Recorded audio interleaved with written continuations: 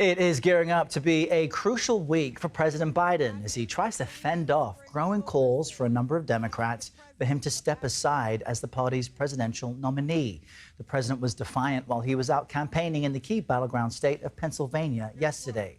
Our Nancy Cordes joins us from the White House with more on all of this. Nancy, good morning.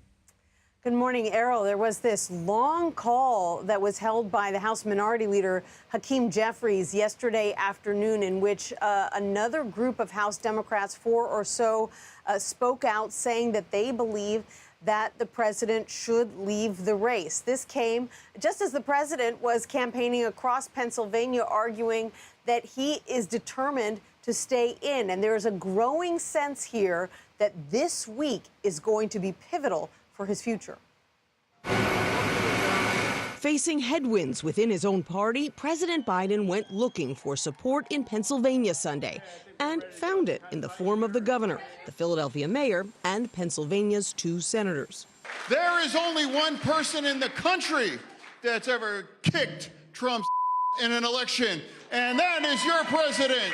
And yet, even as they spoke, the number of House Democrats pushing Biden to leave, both publicly and in a call of top House Democrats, was nearing a dozen, as others stopped just short. Either he has to win overwhelmingly or he has to pass the torch to someone who can't. It's as simple as that. Biden's team insists voters are still on his side. He's making plans to travel to Michigan on Friday and Nevada and Texas next week.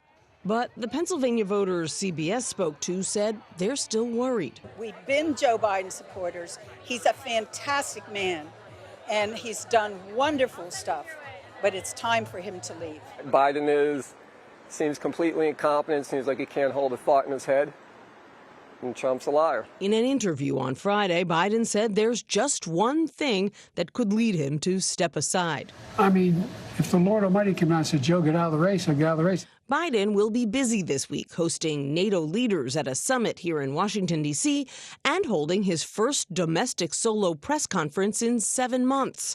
Congressional Democrats will be watching to see how he does. Voters do have questions, and personally, I love Joe Biden. I don't know that the interview on Friday night did enough to answer those questions.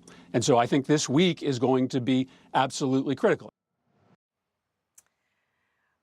A top Senate Democrat, Mark Warner, had been planning to convene a group of like-minded Senate Democrats to discuss President Biden's future because he's got concerns. But those plans had to be scrapped after news of the meeting was leaked. But it's just an indication of how fluid things are, Errol, particularly in the Senate. The White House has been trumpeting the fact that there have been no breaks in the ranks in the Senate, but that could change this week. I'm so interested by that, Nancy, because if you think back 4 years ago, I was able to ask Vice President Biden about his cognitive ability if he would take a test, because both he and Trump were debating that topic. He scoffed, joked about it, said it's like, he called me a junkie for asking that question. It's 4 years later. The concern is the same with both candidates. But from your point of view, what is the concern level in the White House now when it comes to this topic? It doesn't seem to be something they're scoffing at anymore. Right. And I think that the belief here is that if they can just make it through this week, Errol, things will get a lot easier for them because next week is the Republican National Convention.